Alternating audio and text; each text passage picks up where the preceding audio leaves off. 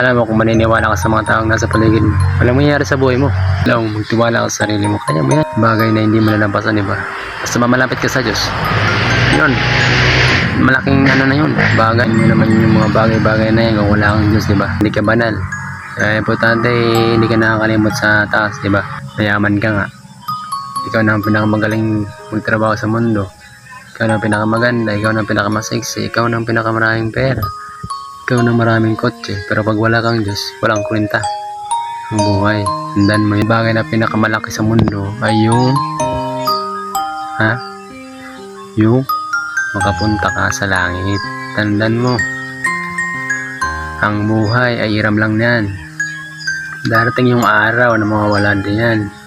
Hindi ka aabot dito na 100 years. O sabihin na natin, dagdagan pa natin kahit 200 years ka pa sa mundo. At tingin mo ba masaya ka pag wala kang Diyos, di ba? Masakit isipin pag wala kang Diyos. Ako, contented na ako, mahirap lang ako. Eh, kung yayaman naman ako, serve ko yun kasi duman din ako sa hirap.